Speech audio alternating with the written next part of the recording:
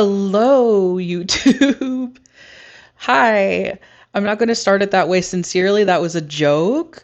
But I am actually really excited for this because I've been wanting to do this tarot card TBR game for like the past couple, like maybe the month and a half. But I've been waiting to do it because I've been reading like just too many books at once.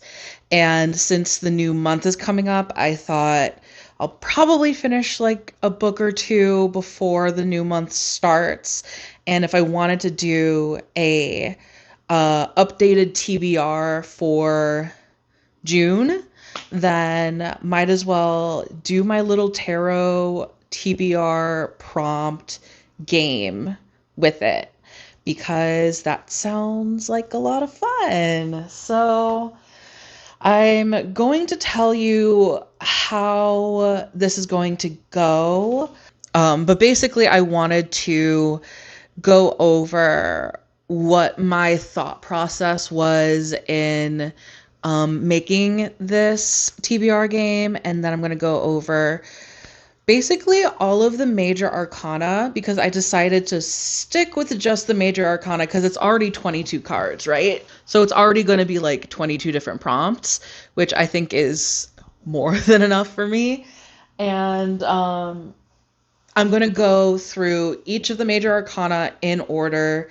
I'm going to be using my just kind of like pink Rider-Waite-Smith deck because that is the one that has like the iconic tarot imagery. So like if you don't really know the tarot super well, you can like recognize it better, if that makes sense. So I'll say what the card is, what the card means, and the prompt for that card.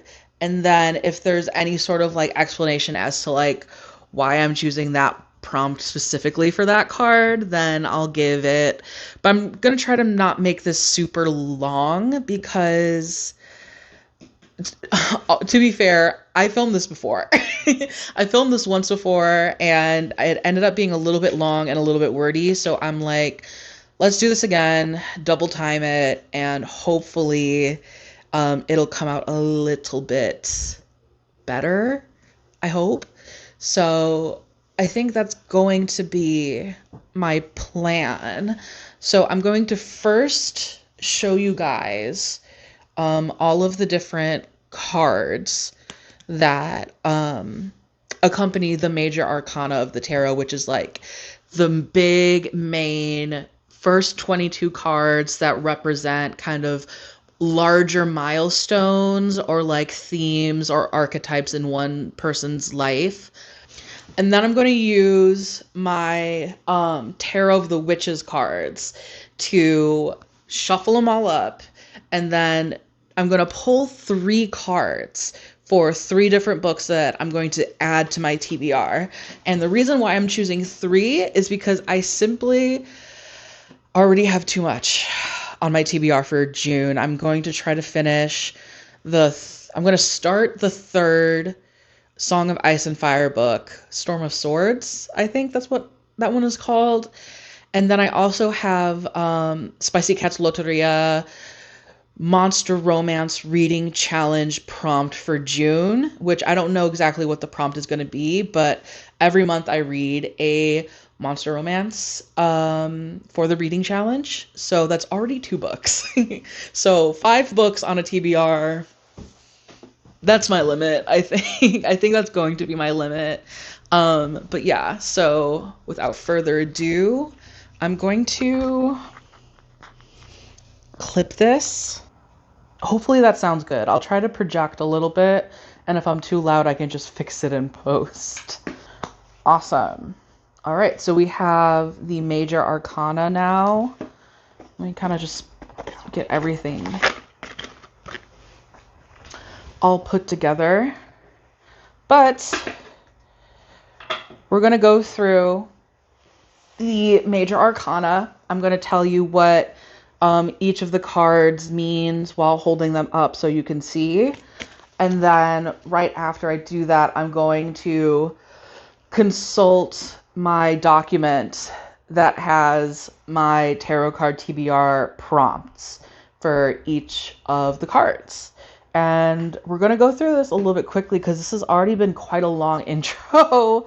So I'm sorry about that. But yeah, we're going to get started. So for the first prompt, we have the Fool. The Fool is technically number 0 in the deck because it is the beginning. It is someone going out and starting their journey. It is the beginning of the hero's journey. It's about newness, new adventures, being a novice at something. So for the Fool, the prompt is going to be a fairy tale / myth retelling to kind of go full circle on that hero's journey kind of vibe. And then for our next card, we have the Magician. The Magician is one of those cards that has to do with kind of like a magical practice, and it has to do with the more masculine side of a magical practice, which is an active force. So someone who, so the Magician specifically has to do with like force of will and one's ambition and how they kind of get things done, right? And it also, since this person is a literal magician, it has a lot of magic symbology behind it. This one is pretty going to be not that symbolic though, the prompt. It's going to be pretty literal. So the prompt has a character that is a wizard, mage, alchemist, or scientist, because all of those, I think, again, just totally embody that magician energy and that magician spirit. And I will say, for this tarot card like game, for the prompts here, a lot of the prompts do veer more towards into like that kind of like fantasy romance, sci-fi, or like horror, the more fantastical genres, because I think that just kind of fits with the tarot like thematically a lot of the time.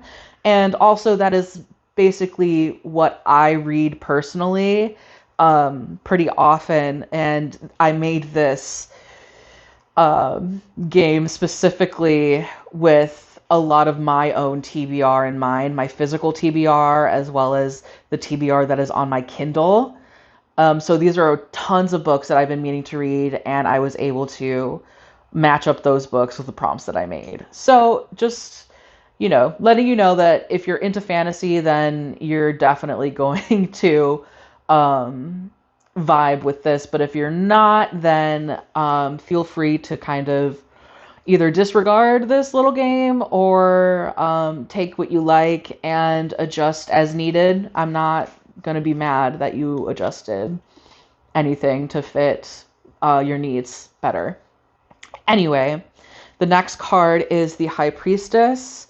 This is a card of psychic energy. It is psychic powers, feminine energy, or like feminine powers, feminine spiritual energy, and it has to do with passivity. So the idea that the magician is activity and the High Priestess is passivity, in that not that she is literally passive, but she sees the future, she has good intuition, and she lets things happen that are meant to be happening, if that makes sense. Then we have the Empress, which is another big card about feminine energy and feminine power. This one is less so, wait, let me tell you the prompt.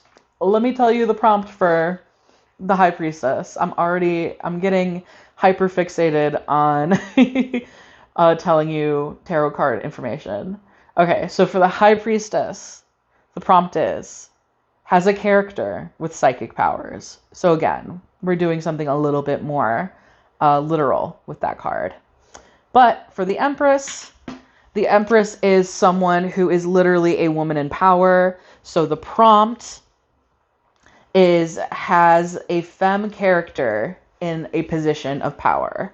So a book that has a femme character in a position of power, whether that is literally royalty or someone's boss or just in any kind of sense, powerful.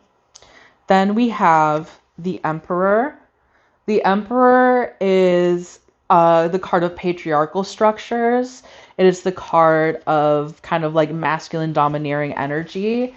And so to kind of go as a match with the Empress, the prompt is the book has a mask character who is royal. And I decided to make the distinction of royalty specifically because this is a card of like these patriarchal structures, these antiquated structures, and what better to kind of personify that than an actual person who is royalty, whether that be a king, a prince, or any sort of person in the aristocracy. Then we have the Hierophant. This is someone who is a religious leader. This represents dogma or religious beliefs and the religious structures that has to kind of do with almost kind of like emperor energy, but take that with religion. So this person can be literally the Pope. This person can be a priest or a pastor, or this person could be a cult leader. So for the prompt, I wrote that religion/cult, so a religion or a cult, is the antagonist or point of conflict in the book. All right, and then we're moving on to the Lovers. This is iconic tarot imagery, and the Lovers is pretty self-explanatory. It's about relationships, but it also is about choice, and it gives kind of that almost like balance type energy, and a lot of the times people take this to be as somewhat of a star-crossed lovers type of card. And for the Lovers prompt, the book will contain an unlikely relationship. And then for the next card, we have the Chariot.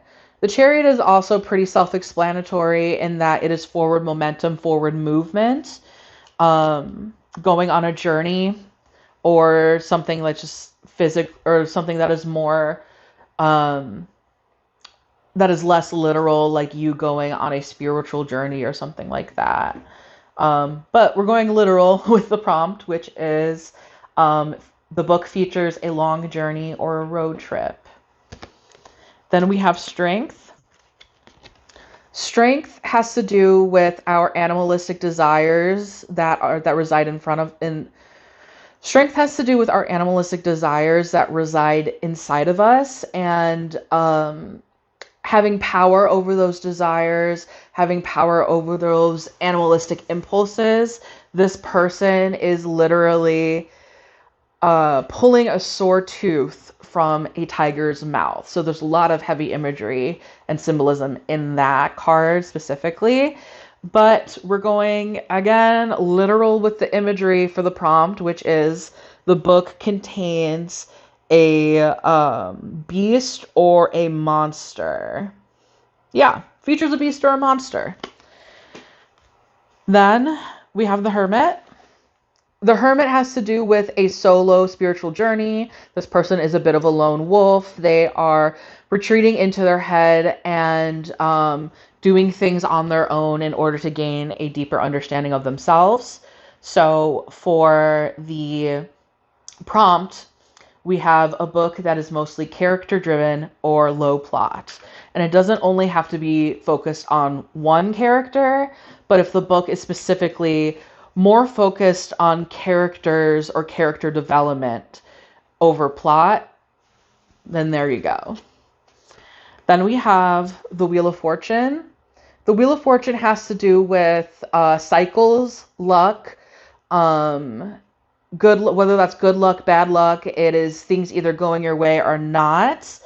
So for the prompt for the Wheel of Fortune, we have a book that deals with a curse.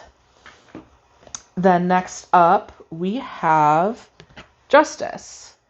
And while this does denote literal justice, this justice system, it also just kind of has to do with the way that things are. It deals with cause and effect, choices and consequences, as well as actual literal laws and the things that are put in place to keep the structure of a society.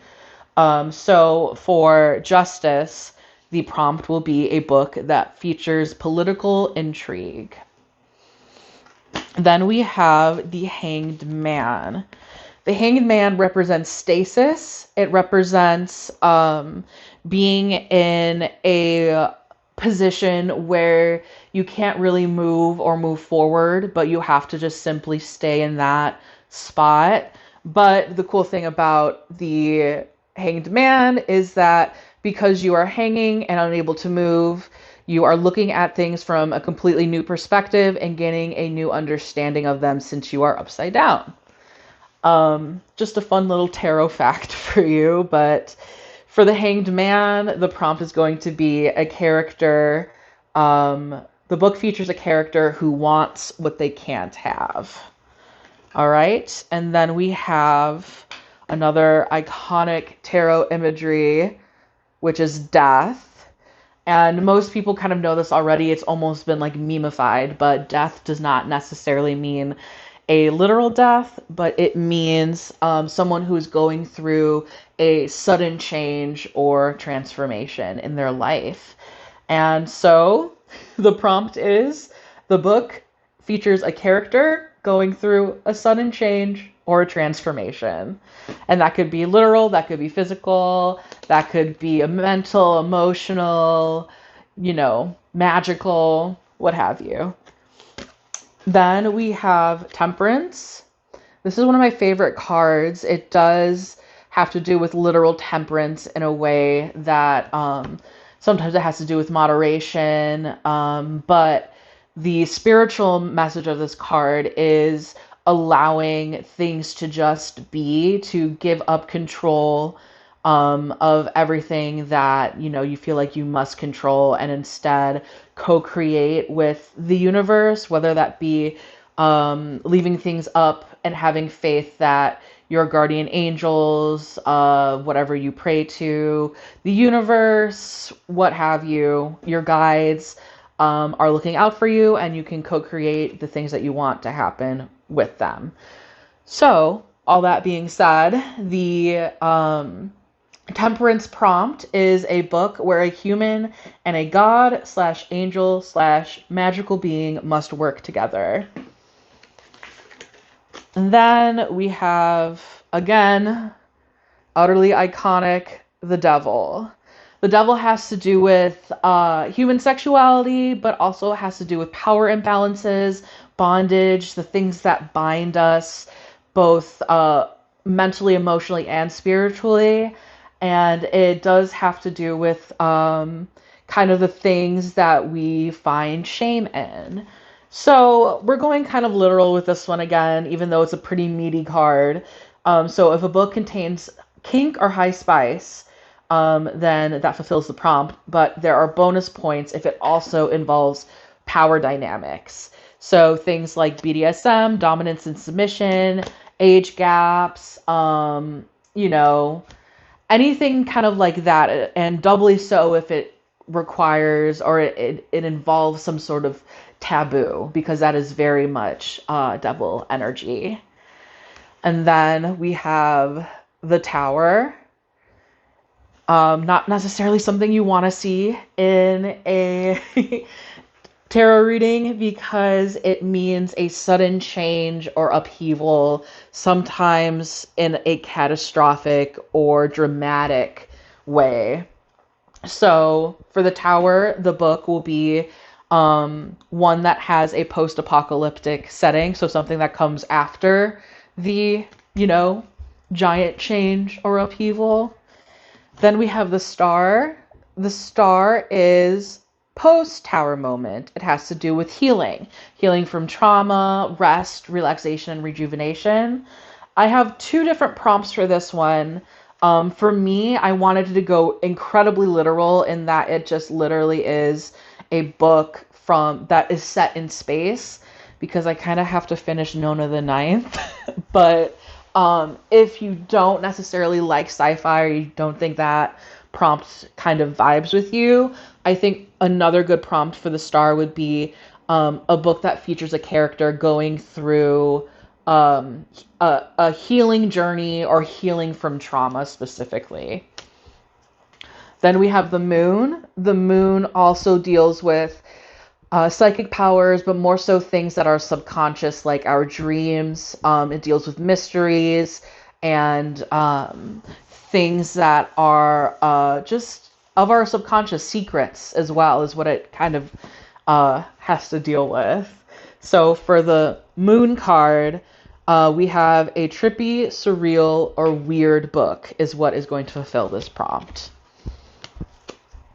And then for the sun is creativity, it is happiness, it is ambition, but it also is like creative inspiration. So I made this one a little bit of a dealer's choice kind of card. So basically, whatever book you want, whatever book you think will make you happy, or just good old dealer's choice, whatever book that is, will be the one that fulfills this prompt. Oh my God. And then second to last card, guys, we have Judgment. And now Judgment has to do with a rebirth of sorts. It has to do with coming back to yourself after upheaval or after when you're after dealing with obstacles or feeling like you've lost yourself. This in the imagery is literally the Judgment Day. We have the angel playing the horn while people come back to life from the grave. So going a little bit literal with this one again, for the prompt, it will be a book that contains the undead, whether that be vampires, whether that be ghosts, zombies, or anything kind of in that in-between state.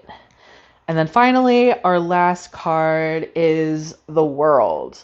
The World is the end of a cycle, the end of an era. It is the cyclical nature of all of these, kind of this whole hero's journey coming together and coming to a close where you gain clarity of everything that you've been through and you get ready to start anew again and close the chapter on one story and begin another.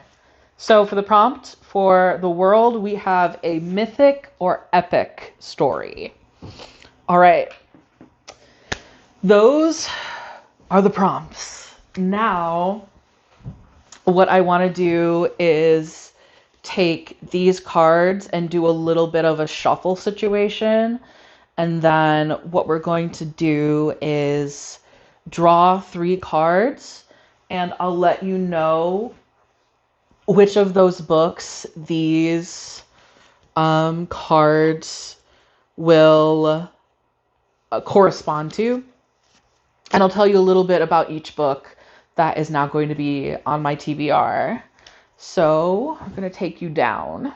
We're going to do a little riffle shuffle just a couple times. They're already pretty shuffled as it is. Just one more time. Okay. Then we're going to take this and just do the classic mix them up, just to really get these nice and mixed up. And so I just don't know at all.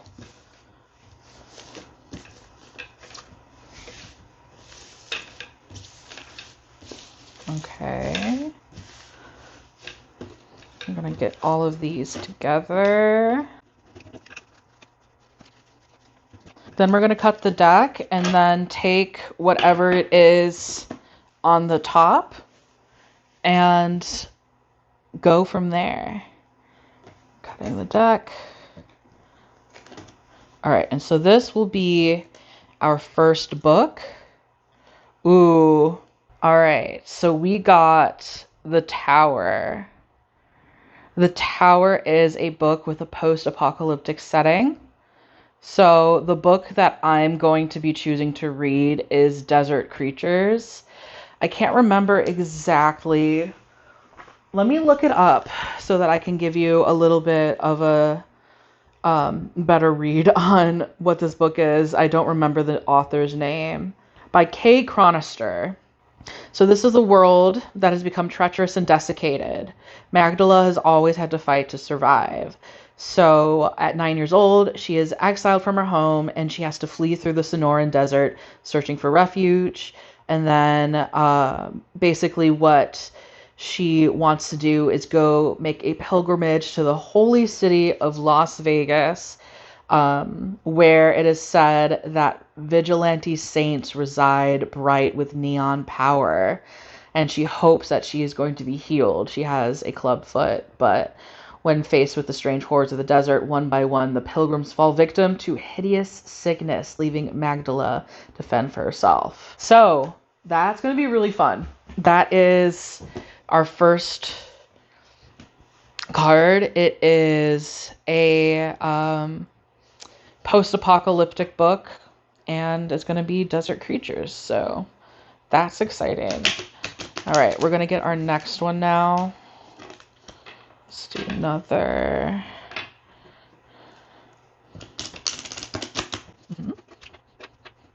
Okay, and then we're going to do the mix them up. Just kind of take it and get them back in order again. All right, going to cut the deck. All right, we have the Wheel of Fortune. So this is a book with a curse, or not a cursed book, but a book featuring someone with a curse. So let's see. Oh, A Spell for Heart Sickness by Alistair Reeves. So this is a book that is kind of like a cutie little fantasy romance. It has to deal with Witch, Briar Wingrave. He has a wasting curse that killed his mother, and it is coming for him too, consuming his magic bit by bit. But really what is most important to him is becoming a magical fashion designer, and he has an elite placement in Pentawin, the country's glittering capital, after graduation. But unfortunately, a prophecy sends him to the remote island of Coil Darog instead. And he is in search of a predestined lover with a mysterious mask, because that is the only one who is going to help him break the curse he has. So he comes to this small town and finds it to be a pretty unwelcoming place. He has a murdered poltergeist in his apartment, and there is a handsome alderman named Rowan with a haunting scar. And he gets pulled into the mysterious magic of the darkly enchanted forest and seemingly finds that something about this forest has something to do with his curse. And then there's another witch who shows up, Lyndon Fairchild, complete with a charismatic smile and a surefire plan to cure curses. So it's kind of like a love triangle, like who is he going to fall in love with, who is going to be the person to break his curse. It is a gay fantasy romance. So kind of a cozy fantasy too. So that's going to be very fun. It's a very extremely different vibe from the first book. So let's get one more.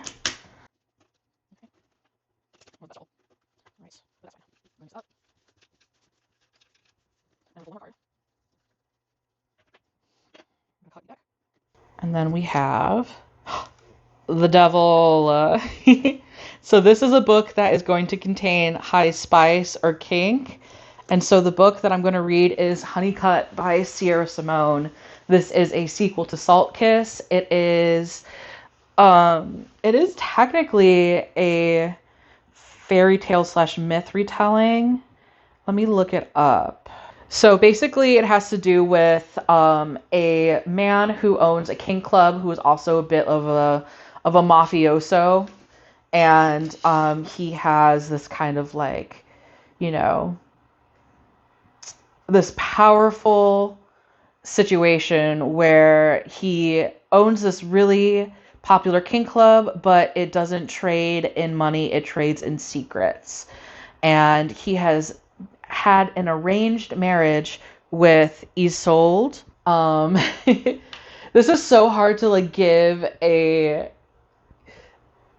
summary of a book that is a sequel without giving away everything.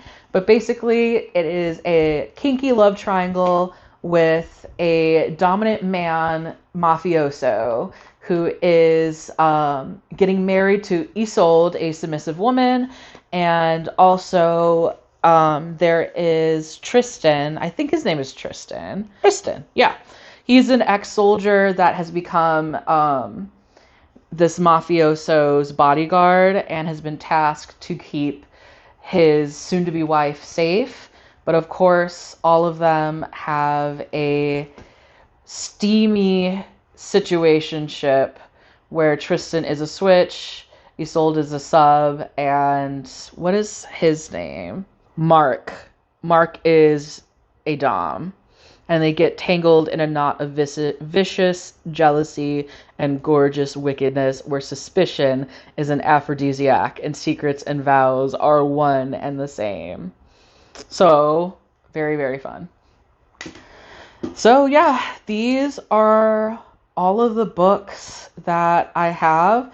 I think I only have one of them on my physical TBR. Let's see. Yeah, I only have one of them on physical TBR. No, I have two. Hold on one second.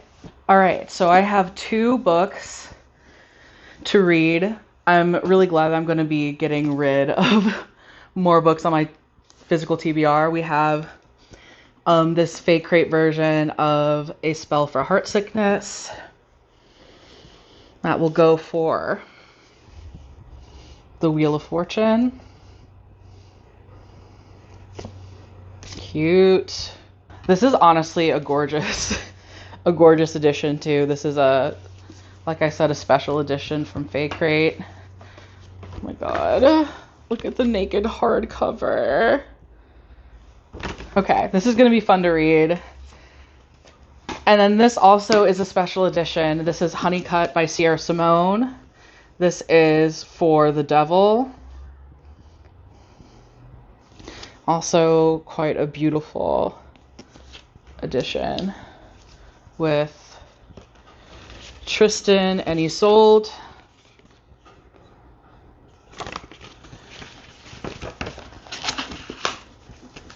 On one, and then that. And then here is the naked hardcover.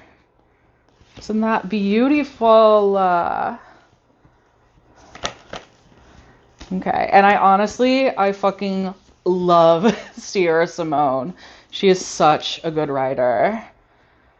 She maybe writes my favorite erotica books, just period. My favorite book, one of my favorite books in general is Saint, which is written by her. So I have these two books. Let me see if I can get a little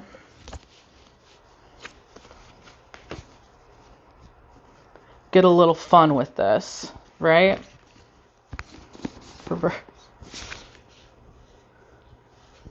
So I have these two books and Desert Creatures as well for